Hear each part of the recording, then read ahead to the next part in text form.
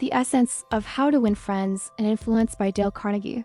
He taught millions how to communicate effectively, build relationships, and lead with confidence. People lies in a profound truth. Human relationships are the cornerstone of personal and professional success. And the key to meaningful connection is not manipulation or dominance, but genuine care, empathy, and respect for others. At its core, the book is a guide to understanding human nature, our desires, fears, and motivations, and using that understanding to foster trust, inspire cooperation, and create lasting influence. It teaches that true influence stems from selflessness, from seeing the world through others' eyes, and from making people feel valued, understood, and appreciated.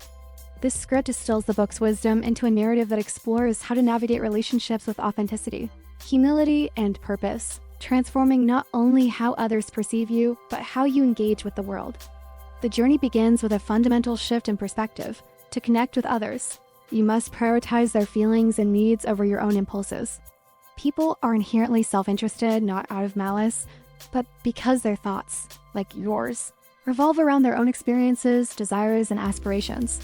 To win someone's trust or affection, you must first show genuine interest in them. This means listening deeply, not just to their words, but to the emotions and intentions behind them. It means asking questions that invite them to share their passions, their struggles, their dreams. When you listen with sincerity, without rushing to interject your own opinions or stories, you create a space where people feel seen and heard. This act of attention is a gift, rarer than flattery or gifts, because it affirms a person's worth. Carnegie illustrates this through stories of ordinary individuals who, by showing authentic curiosity, whether toward a colleague's hobby or a stranger's life story, unlocked doors to friendship and opportunity. The deeper meaning here is that connection is not about what you say, but about how you make others feel. To be interesting, be interested. This principle extends to how you express appreciation. People crave recognition not just for their achievements, but for who they are. A heartfelt compliment, given sincerely and specifically, can brighten someone's day and cement your bond. But this isn't about empty praise or flattery, which can ring hollow and breed distrust. Genuine appreciation notices the unique qualities or efforts of another, perhaps a coworker's diligence in an overlooked task or a friend's quiet courage in tough times. By acknowledging these, you validate their identity and contributions. Carnegie emphasizes that this habit of looking for the good in others transforms your own mindset, making you more attuned to positivity and less prone to judgment. The deeper insight is that appreciation is a lens through which you can reshape relationships and even your own character, fostering a cycle of goodwill that uplifts everyone involved. Yet, even with interest and appreciation, relationships falter when conflict arises, and Carnegie's wisdom shines in navigating these moments. Criticism, he warns, is a poison to connection. When you point out someone's flaws, no matter how justified you feel, you trigger defensiveness, not growth. People don't change under attack. They retreat or retaliate. Instead, influence begins with understanding why someone acts as they do. By seeing their perspective, perhaps their mistakes stemmed from stress, ignorance, or a different set of values, you can approach them with empathy, rather than judgment. This doesn't mean excusing bad behavior, but addressing it in a way that preserves dignity. For example, instead of scolding an employee for a missed deadline, you might ask what challenges they faced and offer support to prevent future issues. This approach disarms hostility and opens the door to collaboration. The core meaning here is that influence is not about being right, but about being effective. And effectiveness requires patience, tact, and a commitment to the other person's self-esteem. Building on this, Carnegie reveals that one of the most powerful ways to influence others is to make them want to act. This isn't manipulation, but alignment, connecting your goals with their desires. People are motivated by their own interests, so to inspire action, you must frame your request in terms of what matters to them.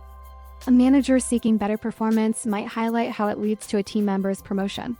A parent encouraging a child to study might emphasize how it unlocks their dreams.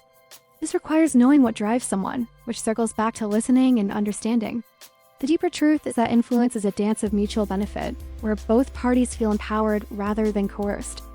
By appealing to noble motives, pride, purpose, or the desire to be better, you tap into the best parts of human nature, creating outcomes that feel organic and fulfilling. Another layer of Carnegie's teaching is the art of making people feel important not through grand gestures, but through small, intentional acts.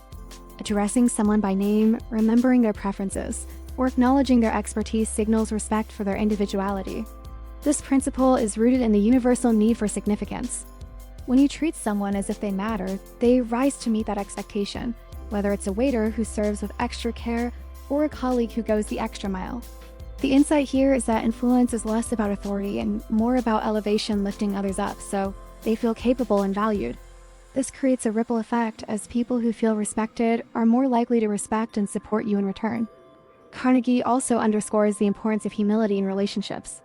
Admitting your own mistakes, even when you don't have to, disarms conflict and builds trust. It shows you're human, not infallible, and invites others to be open about their own shortcomings. Similarly, when correcting others, do so indirectly, perhaps by sharing a story of your own similar error or asking questions that guide them to self-discovery. This preserves their pride while steering them toward improvement. The deeper meaning is that leadership and influence are not about projecting perfection, but about creating an environment where growth feels safe and mutual. The book's wisdom culminates in a call to cultivate a positive disposition. Smiling, even when you don't feel like it, signals warmth and approachability, softening barriers between you and others. Encouraging people to talk about themselves, rather than dominating the conversation, builds rapport. Even in disagreement, starting with points of agreement creates common ground, making others more receptive to your perspective. These habits reflect a broader philosophy. To win friends and influence people, you must first become the kind of person others want to be around, kind, attentive, and uplifting. This isn't about faking positivity, but about choosing to focus on what connects rather than divides.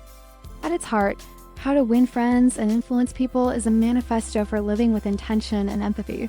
It teaches that relationships are not transactions, but opportunities to enrich lives, including your own.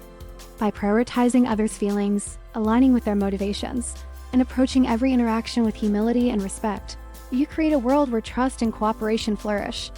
The book's enduring power lies in its simplicity. Treat people as you wish to be treated, but with a deeper understanding of what that truly means. It's not about winning arguments or amassing followers, but about building bridges between hearts and minds. To influence is to inspire, and to befriend is to affirm the shared humanity that binds us all. In practicing these principles, you don't just change how others see you, you change how you see the world, becoming a force for connection and positive change.